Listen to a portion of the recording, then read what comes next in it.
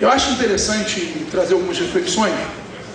Entre elas, eu gostaria de falar um pouco dessa coisa do conceito da divisão do país, né, que aí está colocado em alto e bom som pela imprensa. Na verdade, não houve divisão do país. Se a gente fazer uma série histórica, então um determinado setor da sociedade representava 30% do povo, né, tinha o apoio de 30% da sociedade durante muito tempo, que era o PT e seus aliados, né? 70% nessa conta estariam do outro lado. Nós, ao longo do tempo, fomos construindo uma política de coalizão.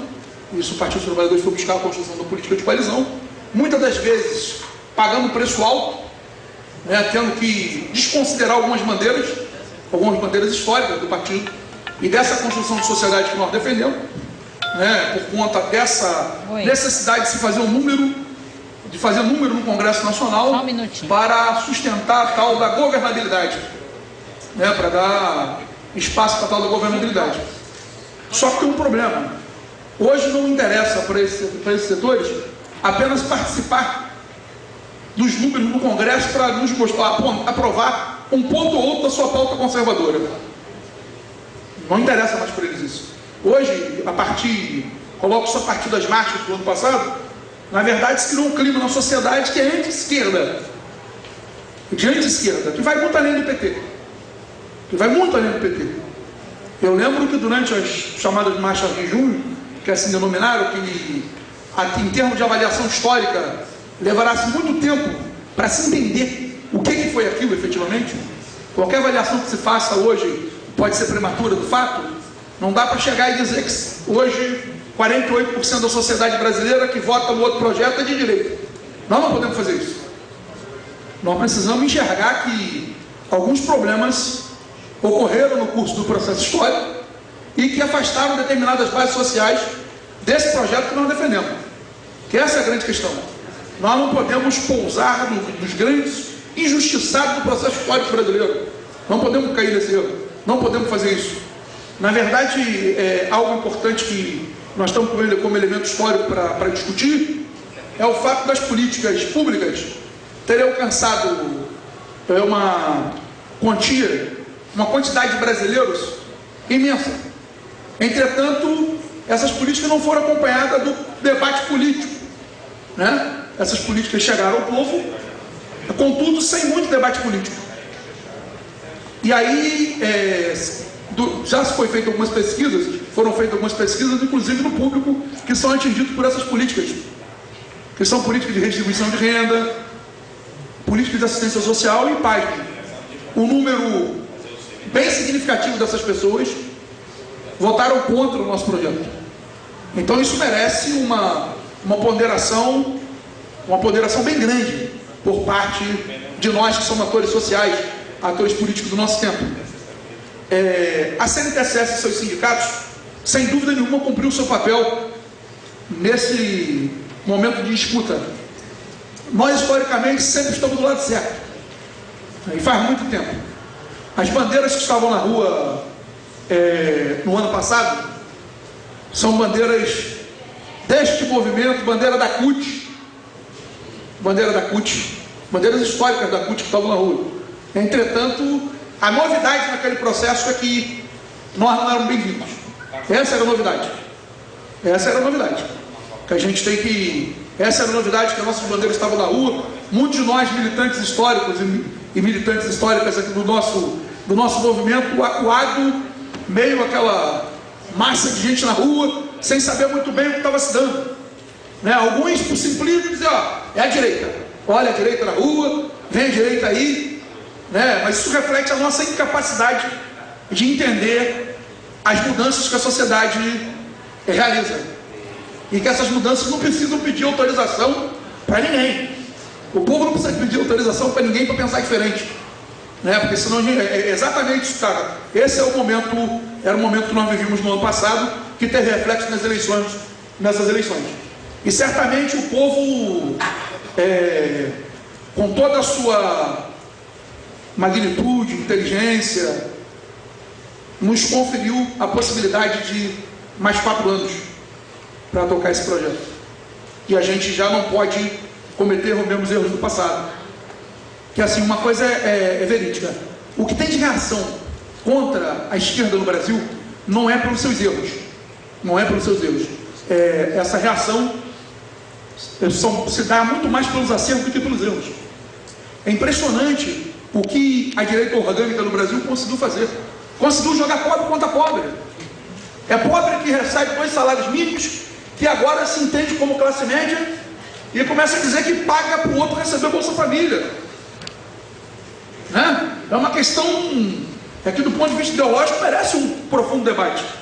É gente que até ainda há pouco não tinha emprego, que hoje tem emprego no setor de serviço, e que se revolta quando começa a pagar imposto de renda e diz: olha, o meu imposto está sendo recolhido para distribuir para o Nordeste, que é a conta que a direita faz e que o povo começa a incorporar no discurso.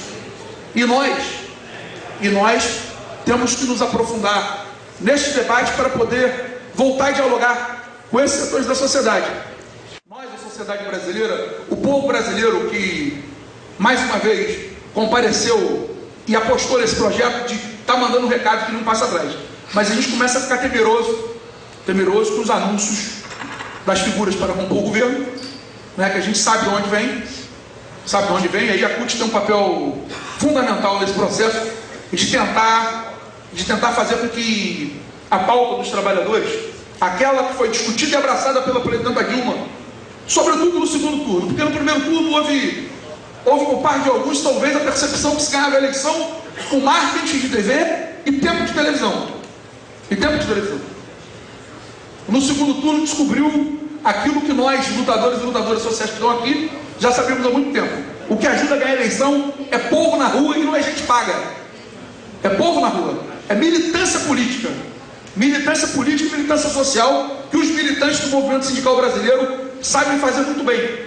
Que foi que, inclusive, fez desse lado aqui do mundo, eleger um operário presidente da República, do qual nós temos muitos anos de orgulho. Esse é o legado que o movimento sindical deixa para esse país, e nós ainda temos muito a construir. Já voltando aqui para a questão mais específica dos desafios do movimento sindical, da Seguridade Social para o próximo período, eu acho que está colocado na conjuntura uma série de ataques de direitos aos trabalhadores brasileiros. Entre eles, começa a se falar na imprensa que aonde a fumaça provavelmente deve haver algum fogo por aí, que é a história de reformar novamente a Previdência Social.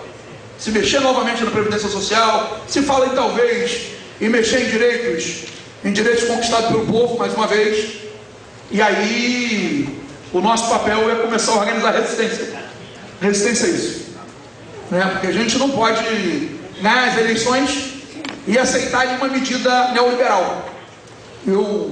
Alguns dias atrás eu adorava ler um livro que era lançado por alguns companheiros nossos, que era pós-neoliberalismo, e eu espero que nós estejamos pós-neoliberalismo de fato, que a gente não faça nenhum diálogo com o passado, que a gente não dê nenhum passo, o governo atual que foi eleito por nós não dê nenhum passo em direção a esse passado que o povo brasileiro já rejeitou por 3 vezes, porque não rejeitou uma única vez. É a terceira vez que o povo brasileiro rejeita o neoliberalismo no Brasil, e é por isso que nós temos que falar que nós vivemos o pós-neoliberalismo e queremos que ele fique no passado. E para isso eu acho interessante que nós, militantes aqui da Seguridade Social, possamos discutir para organizar no ano que vem uma marcha dos trabalhadores da Seguridade Social em defesa do direito do povo brasileiro. Nós precisamos aqui estar pensando nisso, que é um desafio que nós temos que encampar. Essa confederação é importante, tem musculatura para tal. É necessário que a gente faça esse debate, e está chamando para o ano que vem uma atividade para defender a seguridade social pública desse país. Precisamos ainda, eu vi que está muito próximo a acabar meu tempo aqui, mas é muito difícil falar pouco, ainda mais depois de estimulado pela fala do companheiro Tino, né, e pelas falas que aconteceram aqui pela manhã, todas de muito boa qualidade.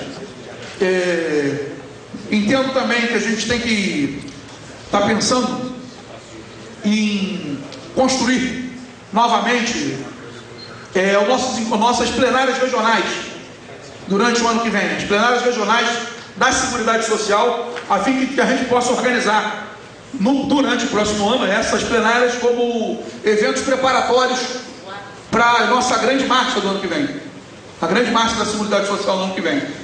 E aí a gente teria muito mais coisas a falar, mas foi interessante a gente tentar respeitar o tempo, que tem mais companheiros e companheiras aqui para fazer uso da palavra, e a gente, no decorrer do debate que nós realizaremos até a próxima sexta-feira, a gente terá tempo de estar pautando outras coisas que nós entendemos ser muito interessantes para o nosso debate. Obrigado, gente.